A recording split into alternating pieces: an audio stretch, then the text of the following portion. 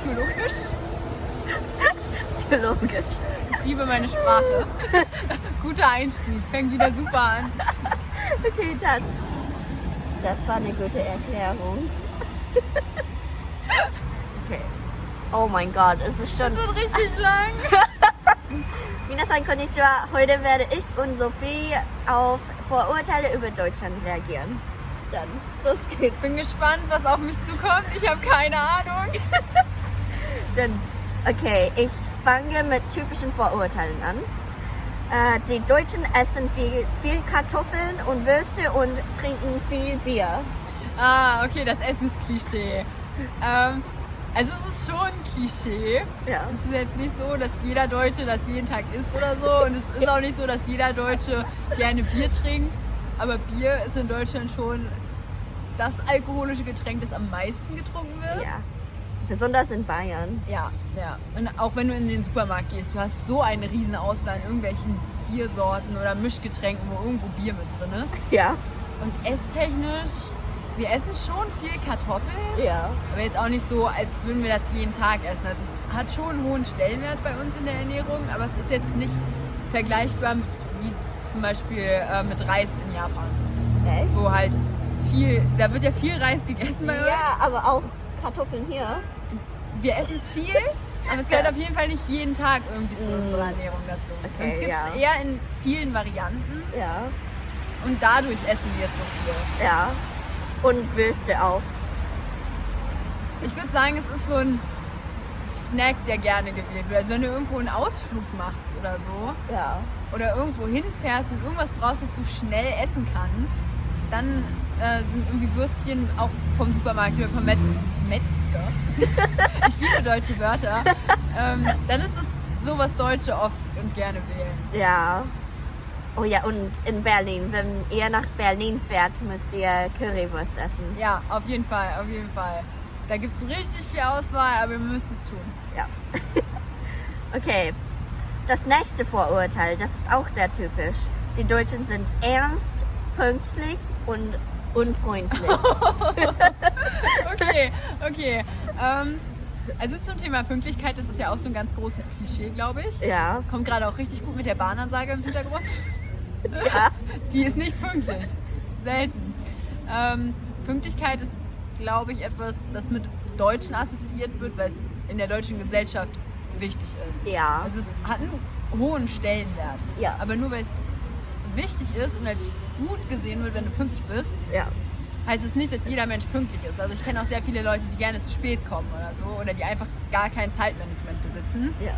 Dementsprechend, Pünktlichkeit ist wichtig in der deutschen Gesellschaft, aber es ist auf jeden Fall keine Charaktereigenschaft von jedem Deutschen. Das stimmt. Aber ich denke, dass die Deutschen pünktlich sind im Vergleich zu anderen Europäern. Auf jeden Fall. Also gerade wenn man sich irgendwie so Italien oder Spanien anguckt, Ja.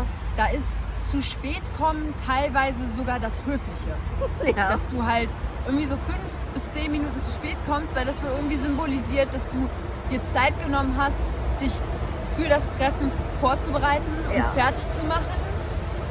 Das ist in Deutschland nicht so. Wenn du 10 Minuten zu spät kommst, musst du damit rechnen, dass du dich erklären musst, warum du zu spät gekommen bist. Ja. Jetzt nicht unter Freunden, aber es ist halt schlecht, zu so einem Geschäftsmeeting 10 Minuten zu spät zu kommen. Und was? Oh ja, ernst. Ernst. Die sind ernst. Im Verhältnis zu anderen Ländern würde ich auf jeden Fall wieder sagen, wir sind ernster als andere Nationen. Ja. So im Durchschnitt. Es gibt aber auch halt einfach Leute, die interessiert das überhaupt nicht. Also die interessiert es auch überhaupt nicht, was man über sie sagt. Die sind da sehr locker Ja. und auch sehr, sehr, sehr humorvoll.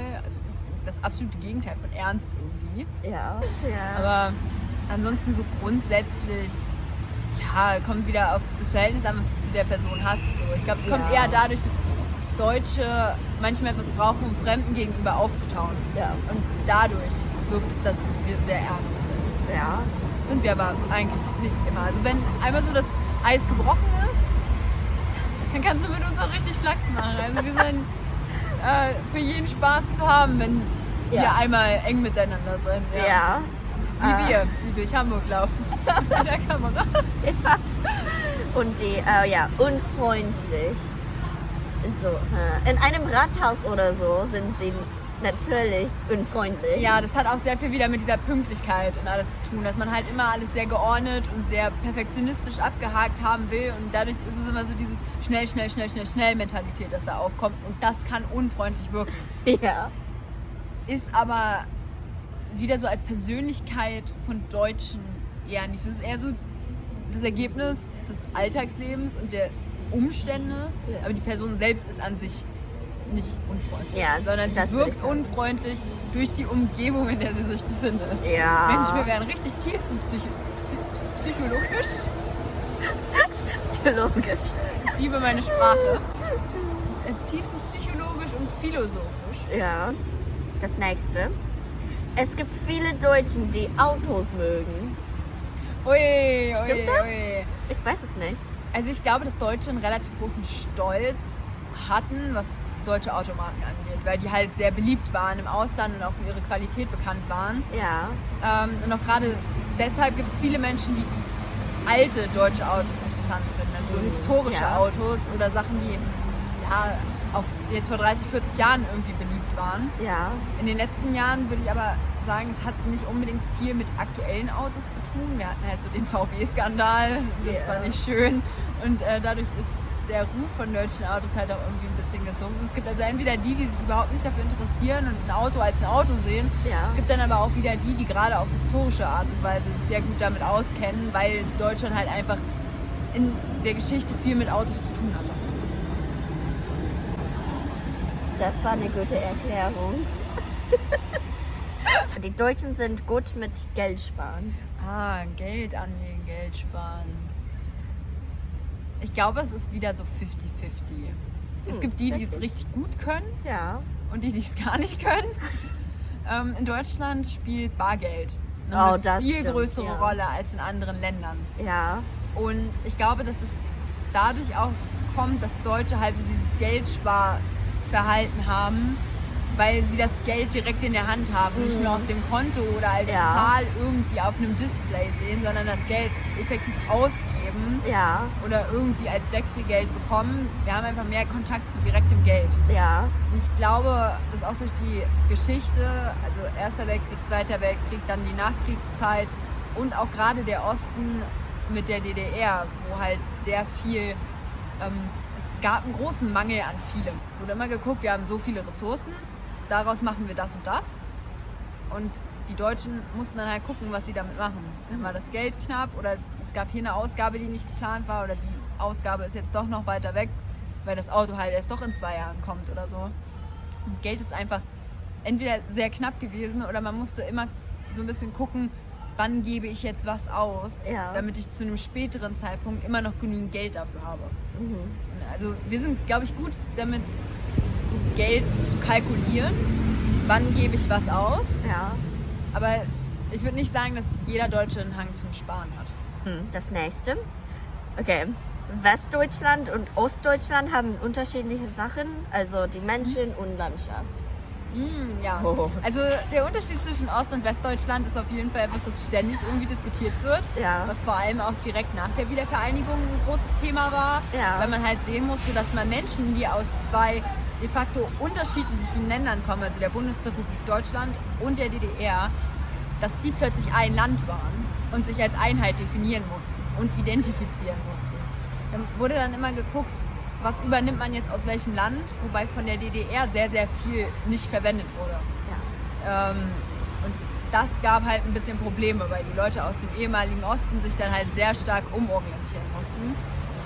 Was die politische Ebene angeht, also im Osten sind die Gehälter geringer immer noch als im Westen. Dafür sind die Mieten in der Regel auch geringer, außer jetzt in Großstädten.